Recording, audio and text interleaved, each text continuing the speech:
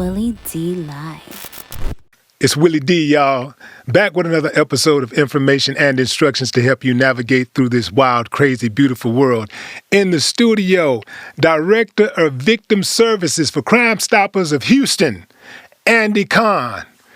What's up, Andy? Hey, man, it's really great to be here. I am so thrilled we can sit down and talk and have a great conversation about what's going on and what I've seen and been doing for, God, I'll age myself for 30-some-odd years right now. But the good thing is we both have the same hairstyles. Right.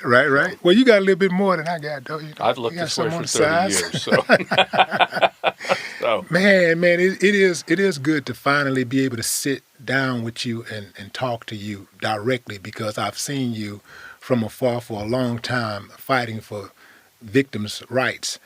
And what I wanted to know is, like, you've been doing this, like you said, for a long time, north of 30 years. Yep. Okay. So what I want to know is, how did you get involved with fighting for victims' rights? You know, how did you become How did this begin? How did you even become so passionate about it? Was there somebody in your family that a crime was committed against, or something like that? No, I'll tell you the story, and it's a good story. I was actually a former parole and probation officer. Right. I graduated with a degree in criminal justice, and then I From U of H? U of A, actually, yeah, University of Houston. I did. Yeah. And I'm originally from New York, and I went to school in Boston, and in another strange, quirky set of circumstances, I ended up in Houston, Texas, and finished up my degree here. After I graduated, I was hired by the Texas Department of Criminal Justice as a parole officer. So I worked in a variety of positions for a little over 6 years, and then I was an adult probation officer. And I want to say around 1989, things really started to get really quirky here. We had a situation, we had prison overcrowding in the state of Texas. And at that time, offenders, and I'm talking some really bad, violent offenders, you were only serving 1 month for every year you were sentenced. So, for example, if you got 20 years, you were out in 2 years. Yeah. You got 10, you were out, and you didn't even go. You were parole. And it was wreaking havoc on the city. And at that time, I was doing what's called parole revocation hearings. In other words, if you were on parole and you had violated your parole, you were kind of brought in front of somebody like me in a semi-judicial proceeding, and we would make decisions whether or not you had violated your parole and if you should go back to prison or not. Most of my decisions were being rescinded. I was of the opinion if you were on parole and you committed a new crime, you should probably go back. That was just my... Right, so you was revoke.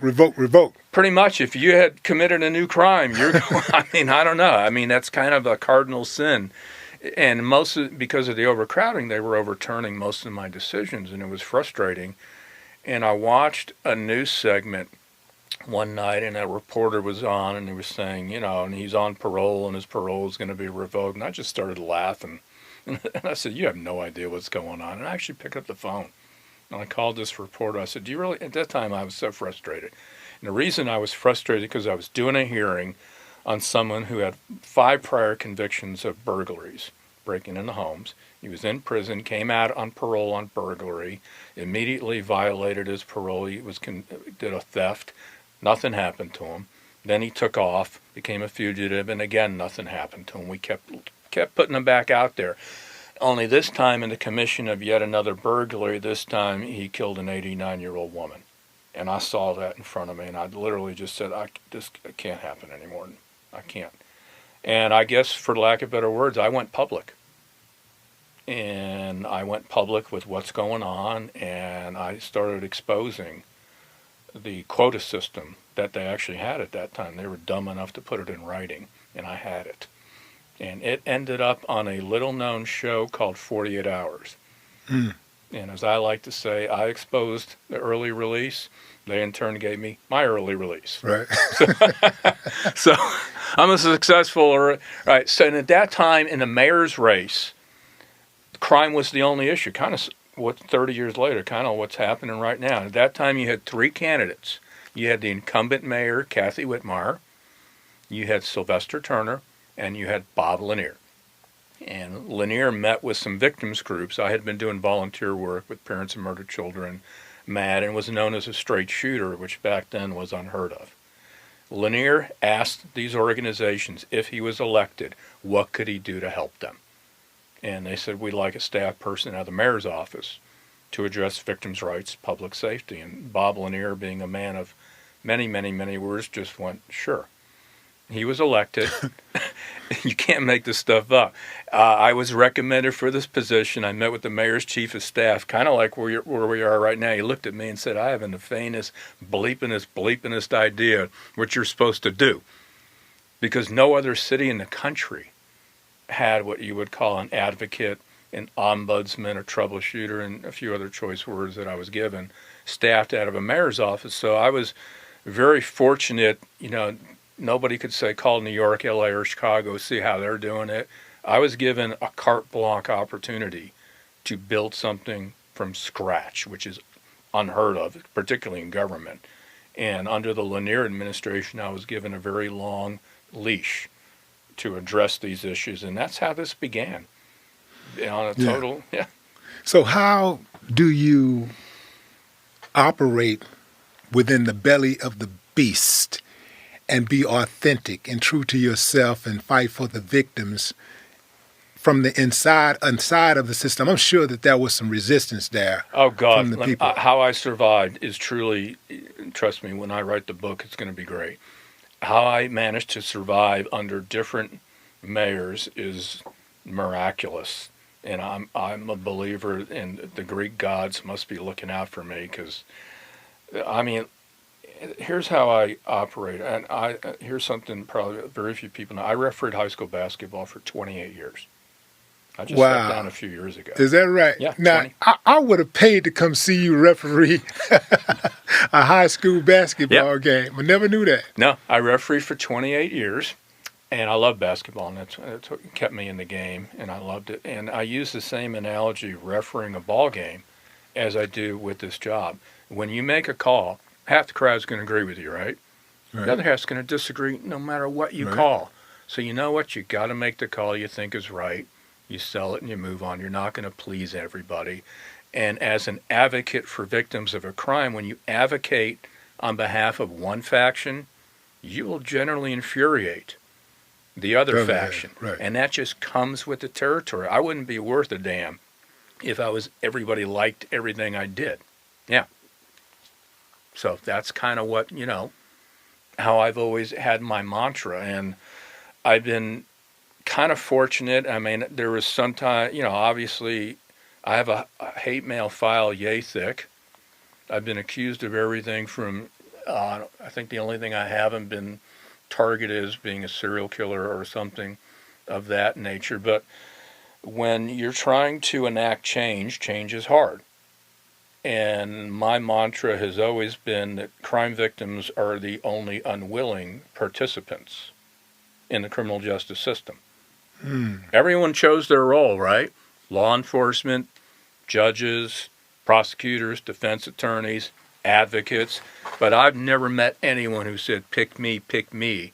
I want to be a victim of a crime. So it's the least you can do, especially in government, is to have someone looking out for your rights, your well-being, and your due process, and to make the system work for you, and someone who's not afraid to give you straight answers and not just tell you something you might want to hear just so you'll go away. So I developed a reputation as someone you frankly didn't want to mess with.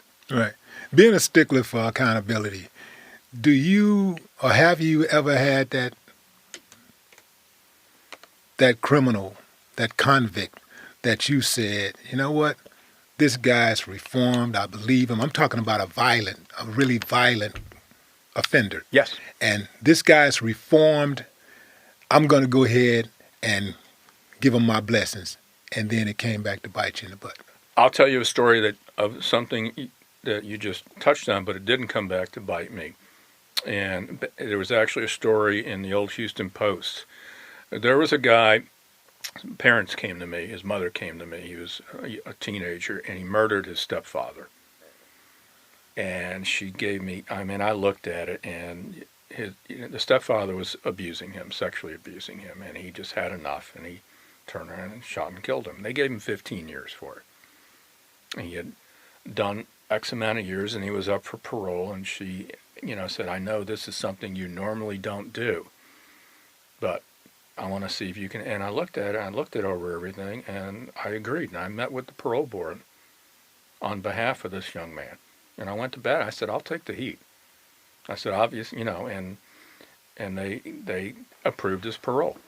And he owns his own business now. And, so something like that, yeah. So my position has always been, look, the reality is a majority of offenders are eventually going to come back to the community.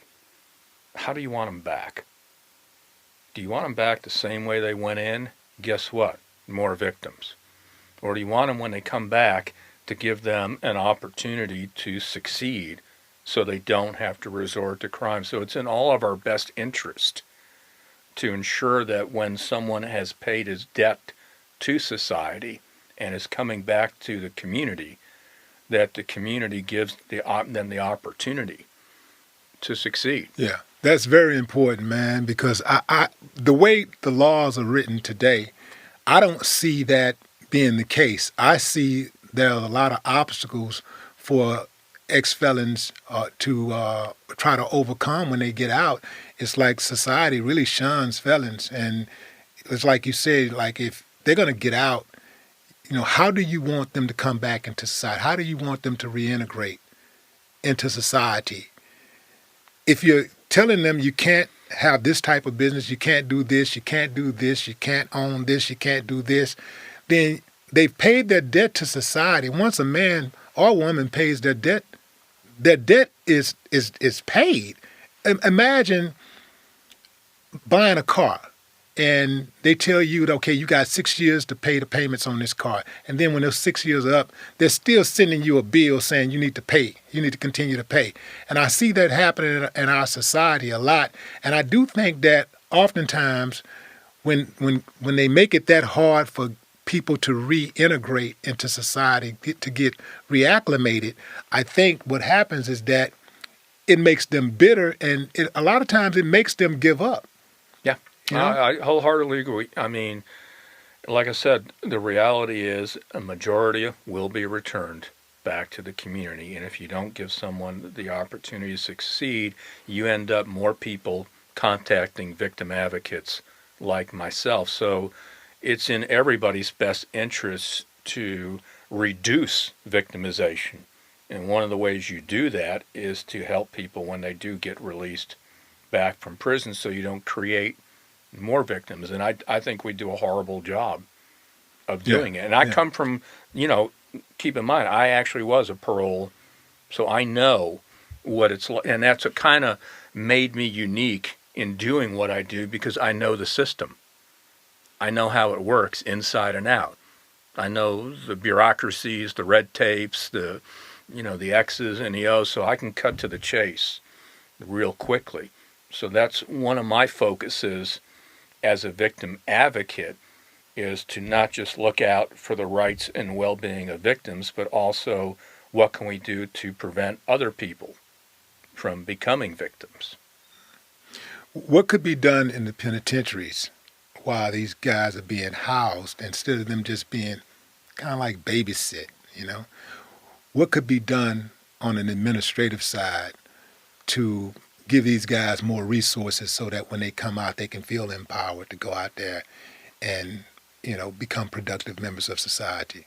There's a lot of programs in prison, and there's different types of private businesses that actually go into prisons these days. And you'd be surprised at all the partnership that they have. But when a person does get released on parole, I think you've got to make sure that they have somebody that's basically, it's kind of like, the way I look at it, kind of like NAA. You got to have like a sponsor or something like that. That's going to, when it's not easy to come back and get acclimated. And so you've got to have somebody that's willing to go above and beyond and do everything you succeed. But ultimately, a lot depends on that person itself. And if if that person doesn't want, then there's no programs in the world that are going to prevent somebody, from returning That's true. to a life of crime, and that's just the reality. But I think you got to at least have all the options and opportunities available for someone to succeed. And if they fail, then at least you can say, we gave it everything we got, and this was your choice Yeah. on this as well.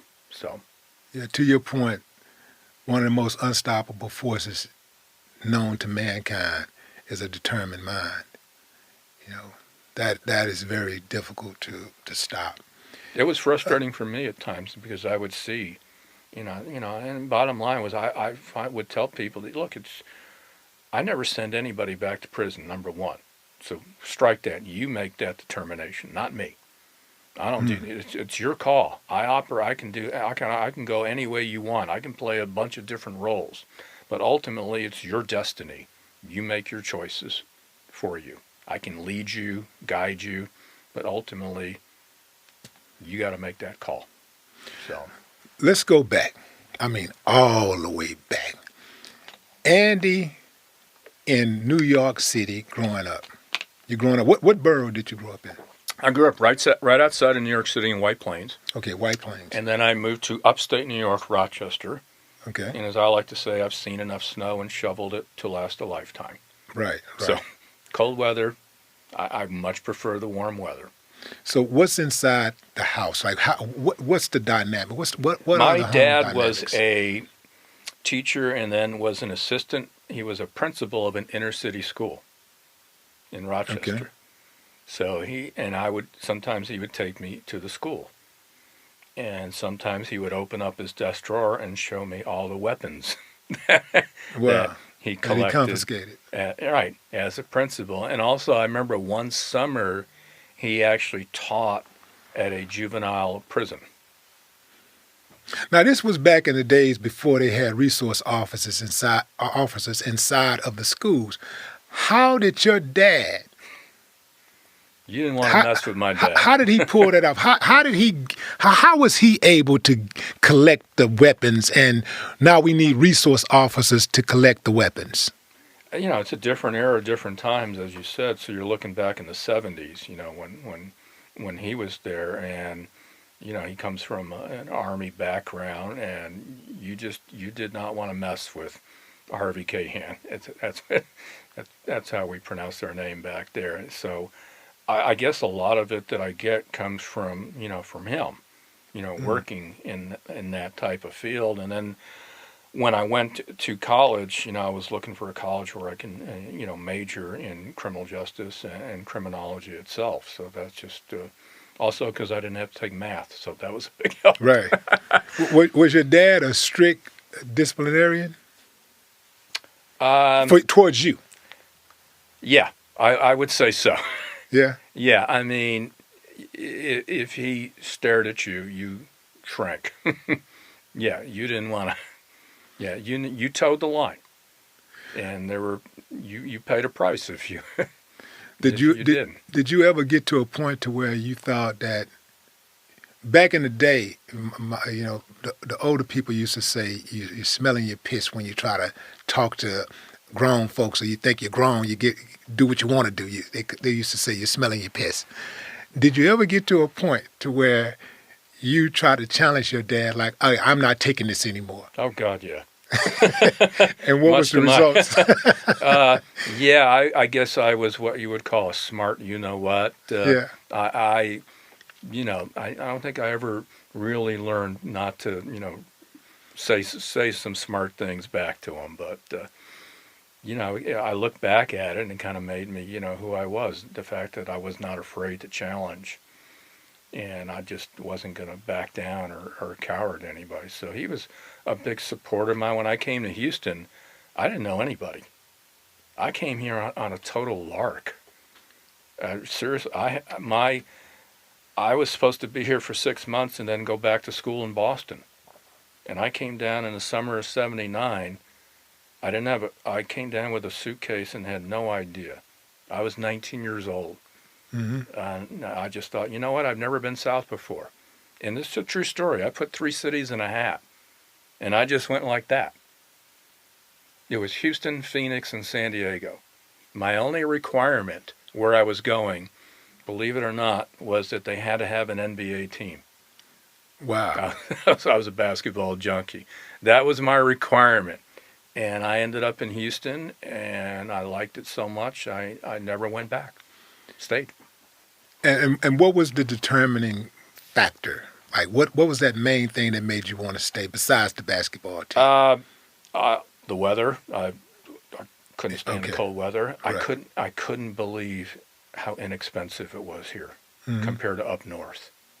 And I remember going, I could live like a king on relatively nothing.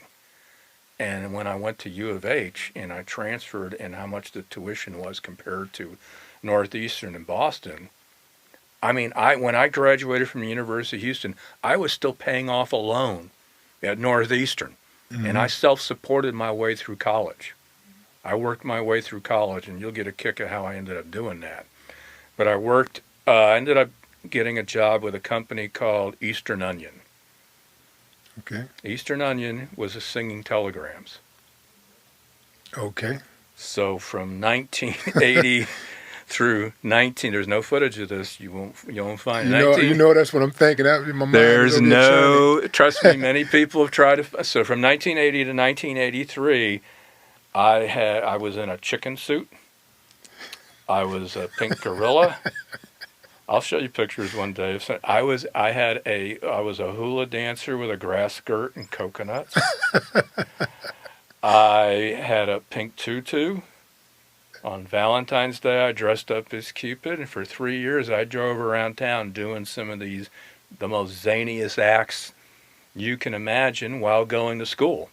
Wow. Full time, and that's how I put myself through school. And back then, getting somebody to do a singing telegram for your birthday or whatever was in. It was a big It deal. was a big fad, and I was doing quite well for myself doing these acts and got in some real quirky situations, as you can well imagine. Yeah, I'm thinking like so which one is the most quirkiest situations you get? So I was doing, it was a birthday, and it was a house off of Gessner and Beechnut. I still remember it because I still know the guy's name.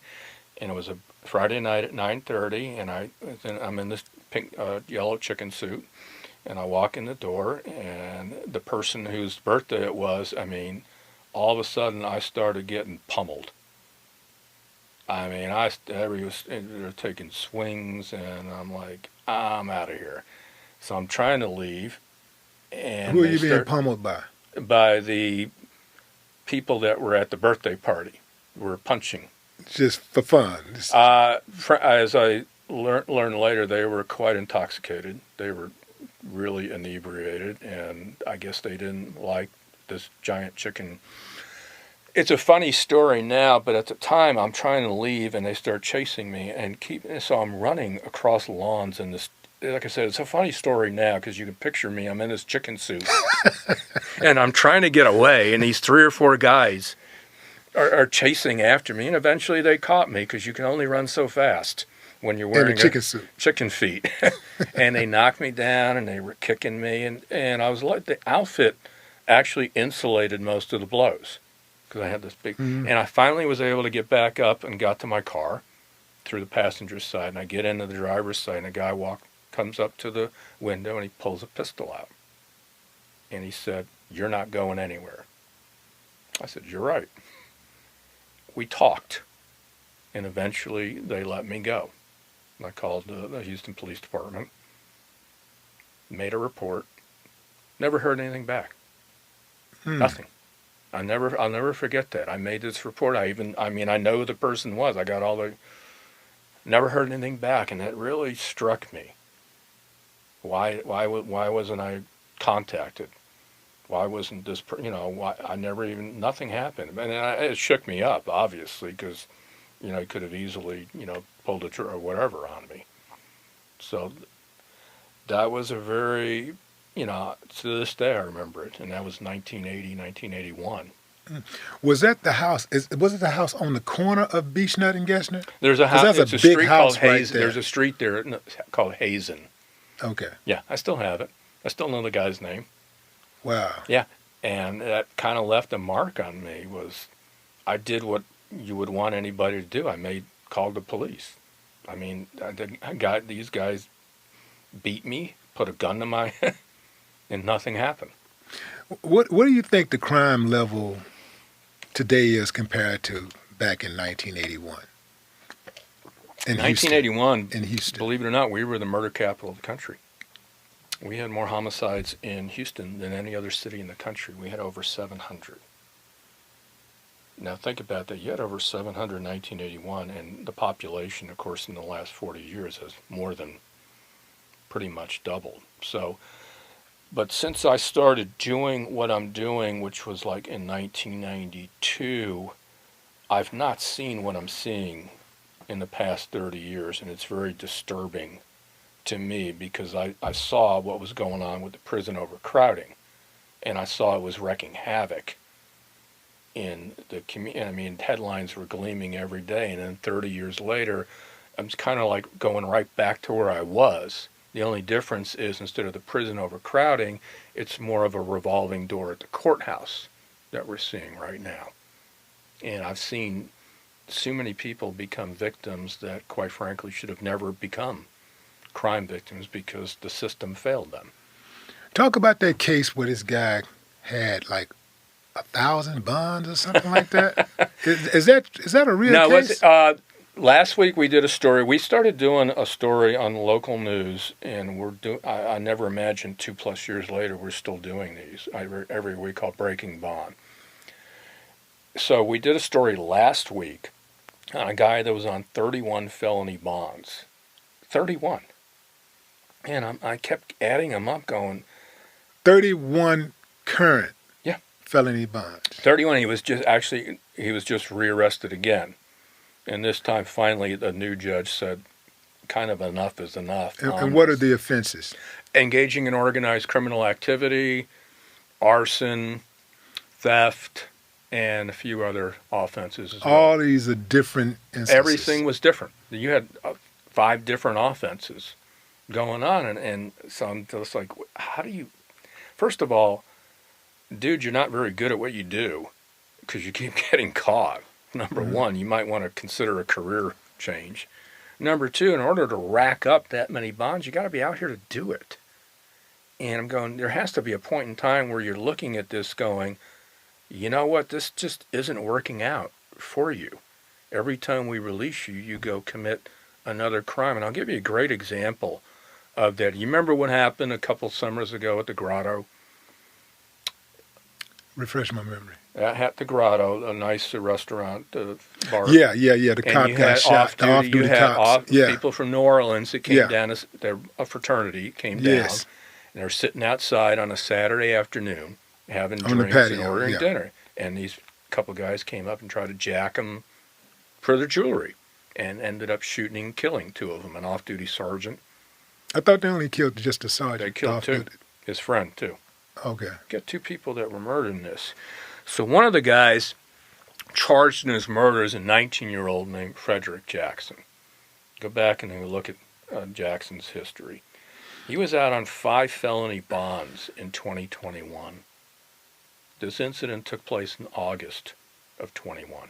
So that's 5 felony bonds in 8 months. He was out, and he would have his bond revoked, then reinstated, revoked, reinstated. And I said, you know what, I'm going to give you another spin on this. Do you think the court did this 19-year-old young man any favors? It was pretty much bared his bones that I'm just not going to be a law-abiding. It's fairly obvious, right? And you kept putting him out there. Now you've got a 19-year-old who's looking at a capital murder, a potential death sentence, or life without parole, when you're out here on 5 felonies in 8 months. Do you think you did him any favors?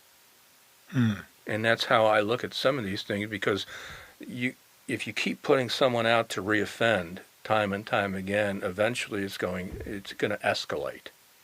And I've seen that, and that's why we started talking about the issues like this. We did a story on a guy who was on 12 aggravated robbery with a deadly weapon charges. 12. 12 months. 12. 12. I mean, and like I said, you're not good at it because you keep getting caught. Number two, in order to get that many, you got to be out here to do this. So there has to be a point where you just say enough is enough. This is not in the best interest of public safety. It's not in the best interest of you because you keep getting charged. And that's kind of why we started speaking up on this issue. I saw another issue you've been speaking up on lately, and that's the case of Joseph Harrell. This is the kid, the 17-year-old kid who body slammed a woman and paralyzed her. Not just, he didn't just rob her. He followed her from an ATM for over 20 miles. So that involves methodical thinking. And this was not like a spur of the moment. Oh, here's somebody, I'm going to go. You followed this person for over 20 miles. And then you waited for the opportunity to rob her. And you didn't get what you wanted initially, so you took this single mother of 3 whose husband had just passed away, and you body slammed her to the ground. This is in the middle of an afternoon, broad daylight.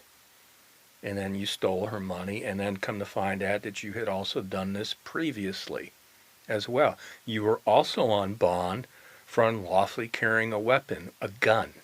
And in this day and age, when everybody wants to talk about gun violence, one of the issues nobody wants to talk about is why we keep letting people back out to the streets in the community who've already been charged with having a gun. And we just keep putting them back out. So when he gets taken into custody, okay, everything's fine. And there was a lot of community outcry. I mean, God bless the people of Houston for stepping up to the plate and helping this family, because she was the breadwinner and that's one of the things that I also talk about. Is what we don't talk about enough is the cost of victimization. I hear all the time how much it costs to keep people locked up, incarcerated. I hear that all the time. I never hear anybody talk about the cost of victimization, what it costs if a family loses a loved one who was the breadwinner of that family, and all of a sudden they're murdered, and you've got no source of income for this family. Nobody talks about that. Nobody talks about someone working at a convenience store who gets shot while they were trying to rob them, and then all of a sudden has years and years of medical bills, or they can't work. Nobody talks about these things.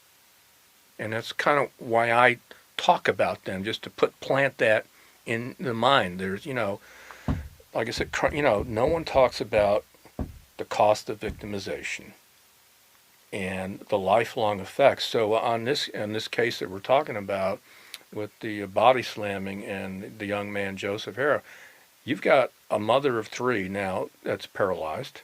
It's going to take years of rehabilitation. And when they took him into custody, they set what I thought was a very reasonable bond, which was $200,000, and then another $40,000 or $50,000 for another aggravated assault with a deadly weapon. And then they reduced the bond in half, which really I couldn't comprehend why you would do that in the first place. There's a significant threat to public safety. I think that was fairly obvious by his methodical planning of this crime. This was not a one-time isolated situation. He's already out on bond for a gun, so I couldn't. And then you get the jailhouse confessions. You heard those, right? And then you're hearing him actually admitting what he did to whoever was the recipient of his phone call. You're hearing him saying what he did, and then I hear what I would say was even more reprehensible was him shaming the victim. Why, she's making money. She has a GoFundMe page. Now she's making all this money just because what I did to her. Yeah, I did this. I took her, and yeah, but now look, she's making all this money. And I'm like, dude, first of all, it says right there, the phone calls are recorded. You must realize that. Mm-hmm. And you're actually admitting that you did this. And then you also admitted another one that you did as well. And I'm thinking, okay, the judge has to know this happened because it was all over the news. And I'm waiting going, I would think that you have enough here where you can impose a higher bond based on a confession, based on him shaming the victim. He's fairly obvious that there's a threat to public safety, and the bond still remains the same. I can't figure this one out. You know, the number one job of a prosecutor is public safety. What I don't understand is when a person is an imminent danger to society, why give them a bond at all? You know, I don't understand. Like, why even give him a bond at all? Like, this guy is obviously an uncivilized mutt. Okay? Yeah. He's an uncivilized mutt. He went, like you say, he methodically followed a woman for 20 miles. He had time to think about what he was going to do to her, what he wanted to do. He had time to talk himself out of it. And he said, you know what, I'm going to do it anyway.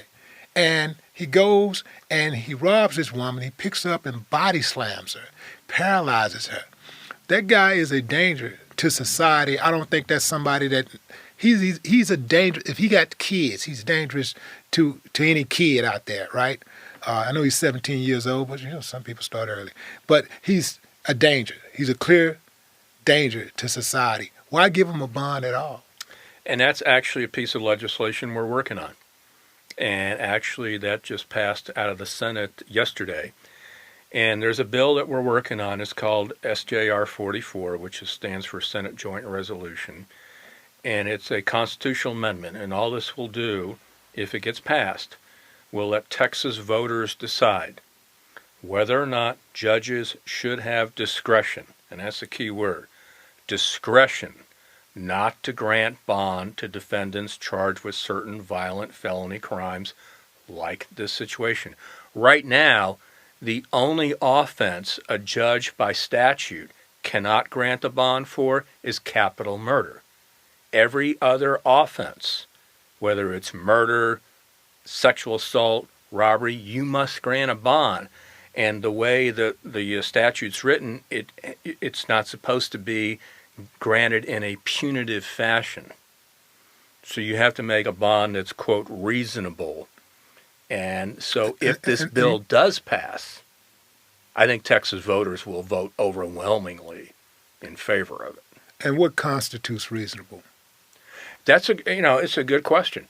And right now, I've seen bonds that I've never seen before, and you're seeing it and I think a lot of it's in response to what's happening. I've seen $1 million bonds. I saw somebody with a $2 million. If you look at the original bond on the rapper that was murdered, right? Was it Takeoff, right? The guy that was originally charged in his murder was originally given a $2 million bond. Now, and I looked at that going, the guy charged in his murder, first of all, he had no criminal history. And I thought the only reason he has this high bond is because every camera in the world is out there, right? And you've got everybody talking about this. But if you take away the celebrity status of the victim in this case, I at first thought, okay, I get it, you're making a statement. But reality is that $2 million is not is reasonable. And they did end up cutting it still. But for a lot of it made it difficult for families that I deal with. I serve on a board of parents of murdered children and surviving family members of homicide. I've been with them for 30 years. We meet actually at Crime Stoppers the second Tuesday of every month. Anybody's welcome to attend. You're more than welcome to come join us. Second Tuesday of every month from 7 to 9 p.m. we gather at Crime Stoppers. Anyone who's lost a loved one to homicide comes and we meet and we talk and we hear about cases, answer questions, and you have people whose cases have been solved for 25 years. You have people whose cases are unsolved. You have people whose cases are waiting for a jury trial. So it's a hodgepodge of everybody there. But cases like what happened at Takeoff makes it difficult because other families who's lost loved ones to murder, right? They don't get a $2 million bond. So from their perspective, they're like, how come this is being treated differently than my loved one who was murdered, and ends up what I call back page, the little news, the news brief on that. So it's hard for advocates like myself when you got to explain to other families whose loved ones were murdered that there is no such thing as, equality. And like it or not, that's just reality.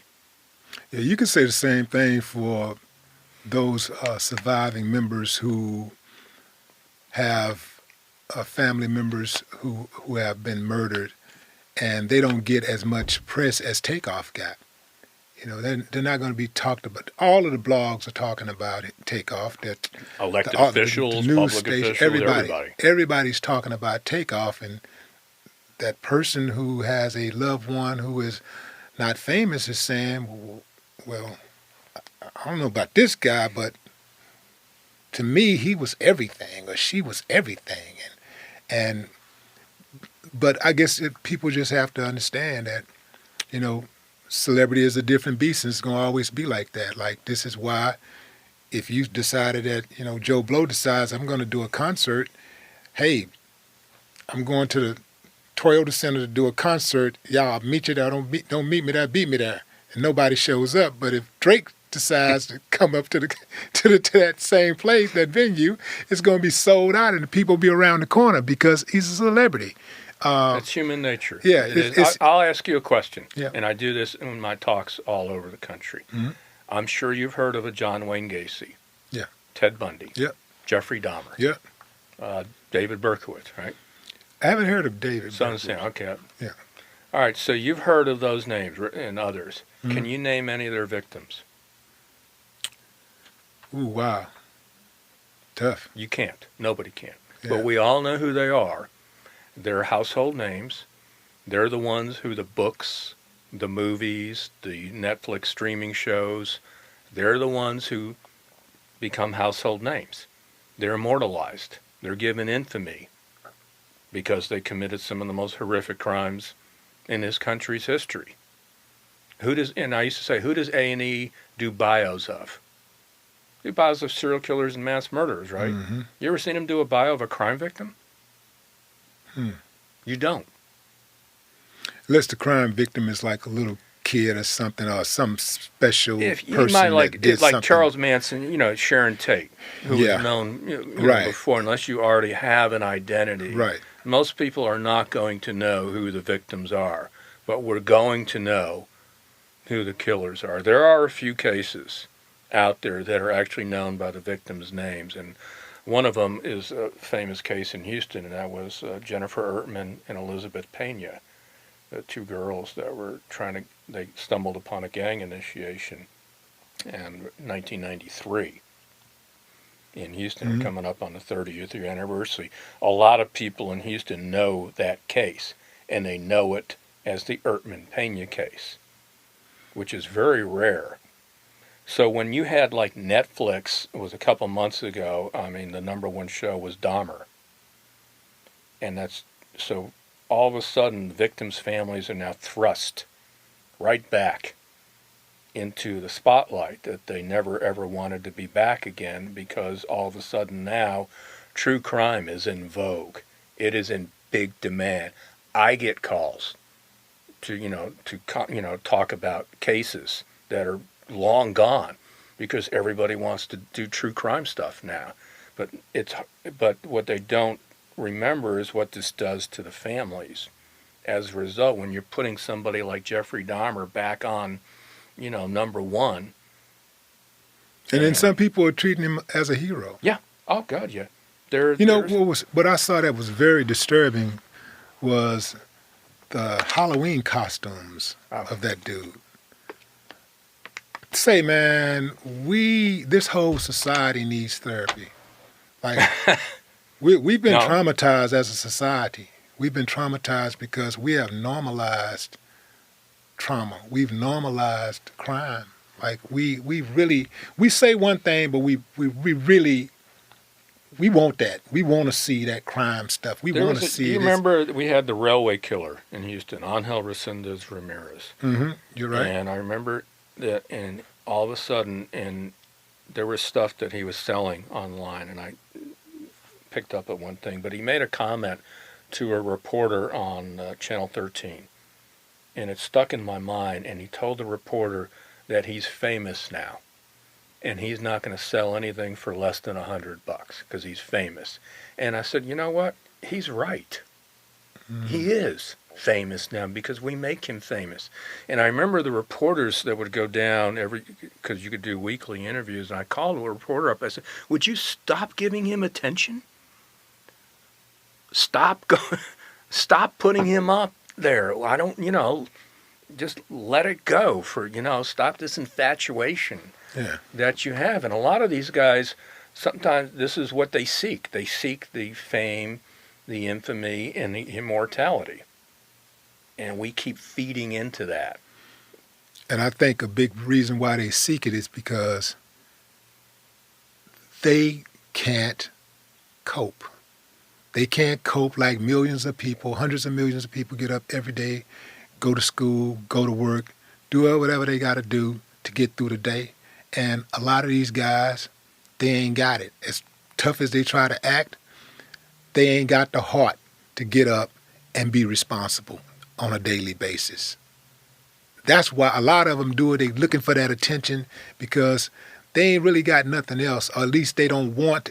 I think that everybody do have something. Everybody have some type of gift that they can do just as good or better than anybody else and get paid at doing it, but they don't want to do the work. And so they take the shortcut.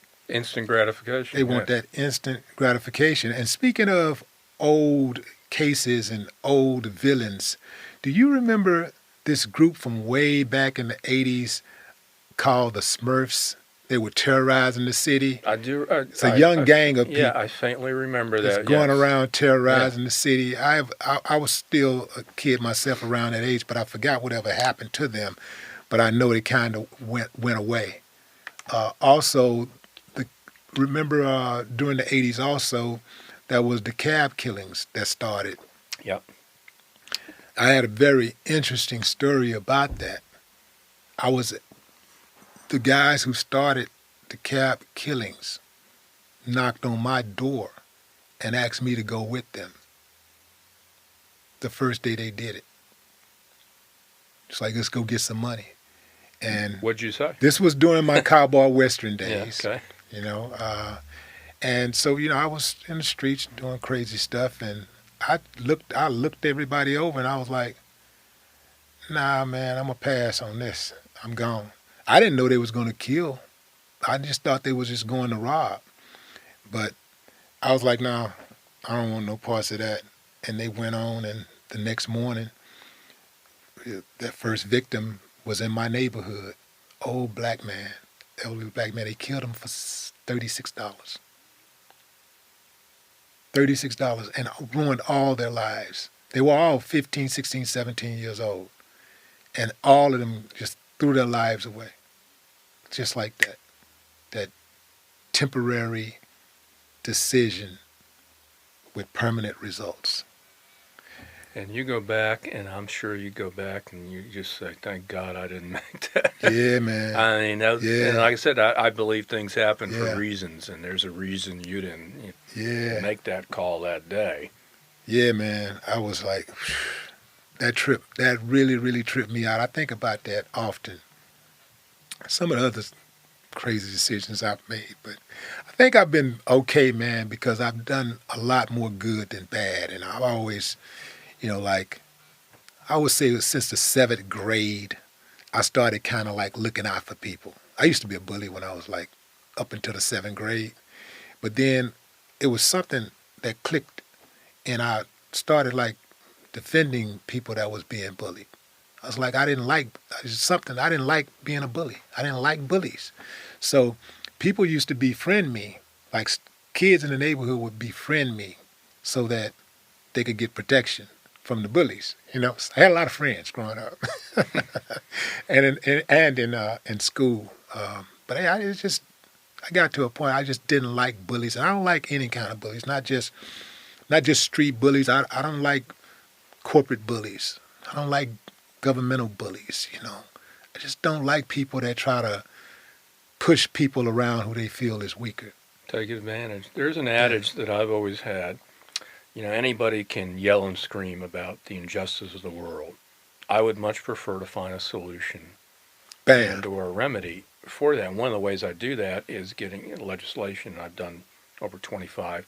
But I'll tell you a story. It was 2018. You might remember this case. It was a little boy, 4 years old, Sir Romeo, which was a really cool name, first of all, to have. He was watching TV in his grandma's place, and there was a street fire. A bullet struck him. Okay. And for 6 months, he was at the hospital being rehabbed, put back together again. And I remember the grandma, Lori, called me afterwards and said, is there anything you can do, help us? We really don't want to take him back to the same place he got shot at. That's a good question. I said, Lori, I said, that's a really, you bring a good, because we actually passed legislation on crime victim compensation for relocation expenses, but it was for domestic violence and sexual assault, and this 4-year-old Sir Romeo didn't fit that. And so I said, and I brought this to, at that time, State Representative Garnett Coleman. It was in his district, and that's how I like to do it. And I brought it to State Senator Boris Miles' attention. Did background. We ended up getting a bill filed. It ended up getting passed. We became the first state in the nation to pass a bill that allows any families whose children were the victims of attempted murder to get relocation expenses from the Crime Victim Compensation Fund. And I remember when it passed, I called Sir Romeo's grandma, and I said, Lori, I don't get a chance to smile too often, but I told you we were going to make a difference, and I told you what was going to happen, and we did it, and we actually named the bill the Sir Romeo bill. Wow. He's now 7 years old. His case has still never been solved, by the way. We still have a reward out. But his legacy now lasts for eternity because what happened to him, other families now benefit. And that's just all because his grandma brought this question to me, and I ran with it. And I just didn't, shrug it off saying, well, there's nothing you can do, right? No, I would let's see if we can do something. And I love that story because it shows that we took an idea, brought it to fruition. The two legislators ended up getting the bill filed, and now it's a law. And another state has actually followed our lead and passed a law very similar to that. His legacy now lasts for eternity. Man, that is a beautiful story. I had no idea a fund like that existed, and when you think about it, it makes a lot of sense. We got the funds for criminals to be put in special protection and relocated to other states and stuff like that. Why not have something like that for victims? That's beautiful, man. Man, you're trying to go to heaven. Man, like you're trying to go to heaven or something, man. That's dope, man. I mean that is beautiful, man. Well, it's, I say you try to take a negative and turn it into something positive. I can't go back and change what happened to you or your family. I can't do it. Yeah. But if we make things better for others to come along, then you've achieved a lasting legacy. So for a lot of everything that we've done, there's usually a catalyst, a glitch. And instead of just accepting the glitch, I would much prefer to see what can we do to fix it. And that's why I'm at the Capitol a lot, trying to get these things changed. We subscribe to the same philosophy. Like I truly believe that everybody that has ever been done wrong has a right to complain, but after you complain, do something about it. Do something about it. You'll get 15 minutes. Like I said, you'll get your 15 minutes of fame, and then what? Yeah. Do you, like, being the passionate person that you are for what you do you ever become weary? Are there times when you say to yourself, man, I'm overwhelmed by all of the crime and all of the people that need help? Yeah, it's a really good question because I was with the mayor's office in HPD. Thankfully, I'm at Crime Stoppers, where we have an incredible staff. I've never really had people to work with before. I was running solo. As I like to say, my staff was very subservient to me.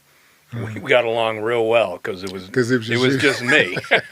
My agenda got so when I came over to Crime Stoppers, it took me a while to actually adjust to actually working with people and staff on issues, and I love it because I have so many people that we work with together as a team. But I would say it's been the last few years. There's just so much going on, and it's just so much you can do. But I had to learn, early on, you can't do everything. You can't be everything to everybody, and you got to know when to, like a card player. I got to know when to put my chips in, when not to put my chips in, and on certain cases. So the fact that I've been able to do this for this long is I'm truly blessed to be able to do it. It's an honor to be able to advocate on behalf of victims of crime. And some people don't like the passion that I have, and there's a lot that, wish that I would, just fade away and go away. And I've told people, I said, as long as I have a passion, I'll continue to do this. The day I don't have the passion is the day that I know it's time to step down. Because you got to have, you're dealing with people and their people's lives. You meet people under the worst possible scenarios, and they become part of your extended family in a way. And I'm, like I said, I'm blessed to be able to do this, but I always tell people, no offense, I hope you never have to call me. Don't take it. I hope you never. And I remember Teresa Seck, her brother, Patrick Akins, it was an apartment off of Richmond and Beverly Hill in the Galleria area. And he was murdered for his carjacking. And Teresa called me, and I remember to this day, because she said, Andy, I've seen you on the news. I've watched you. She said, never in my wildest dreams did I ever think I would be reaching out to you. Yet here we are. But you're bad news, good news. Like, for example, if I need a tow truck, that's bad news. Ain't no good news coming from that. I need a tow truck. If I need an ambulance, that's bad news. But if I need Andy, that's bad news, but I know I'm going to get some help. At least right. I know I got somebody finna fight for me. He gonna go to bat, And you one of them type of dudes that, it's people that don't like you for your convictions or whatever, but you'd rather have Andy Kahn on your team than not. It's like basketball. There's certain players that right? Am I right? Perfect analogy, because when I was growing up and playing basketball all the time in the neighborhood, they would pick me on the team, not because I was the best, just because you didn't want to get hacked by me. Yeah, so let's get Willie D. Exactly. I want him with me. Let's get him on. Exactly, because they know I'm finna come in. Mm-hmm. I'm coming in with the bows and everything. They like, let me just make sure I pick him on my team, so we don't have all these issues. Man, you got a proclamation in 2018. You got your own day in the city. How do you celebrate it? I tell everybody, take the day off. It's Andy Kahn Day. Yeah? Yeah, no one listens, but to me, the fact that so many people, and I remember distinctly because everybody was down there, and so many people took off to commemorate that with me, and I'm touched. It was truly touching that everybody would do that on my behalf. And what's the date? May 18th. I want to say something coming up. Something like that. Yeah. Have you ever done like any type of special event, a special ceremony or something like, besides when you got your proclamation? I've had some awards that have been, I've been given some national awards by different organizations and groups. I was on. You got one. Didn't you get one from the State Winfrey. Department? Didn't you get a State Department award? I did many years ago. I was given the first Ronald Reagan Public Policy Award by the U.S. Department of Justice on the issue of profiting from crime. And so I've been, and a lot of it just, I have a very self-deprecating humor, as you can probably tell, which keeps me going. If I didn't have a sense of humor, I'd be gone a long time ago. And that's something that I realized too, man, when I was like really like researching you, was that you do have a sense of humor that a person would not have automatically presumed. Like, you know, I know you heard you talking about the Final Four stuff and making jokes about that, talking about how if they need some help, if Oh yeah, it man. was the team that the U of H was playing against, Miami. whatever team they lost against. Yeah, Yeah. he was like, yeah, I need some help. I'm here. Yeah, you played I basketball played in high school. Yeah. high school. Did you play middle school? Yeah, I did. Yeah. Back then, Did you have aspirations to go to the pros and all that stuff? I was a 6'3" post-up player. You don't, I'm a big, tall lefty, but man, I love playing. Yeah. I play tennis I'm a big sports guy. I play tennis several times a week. I play in leagues, and I used to play a lot of baseball, and I use a lot of sports analogy, and I use the boxing analogy. And I said, look, the system's designed to knock you out. That's what it is, but you got to keep getting back off the canvas and keep getting in there. It's a long fight. But you got to realize the first few rounds they're gonna pummel you, and you got to show your gumption. And an example is one of the bills that we got passed. Believe it or not, you could actually get probation for murder here in the state of Texas at one time. And I was with a family, and that happened.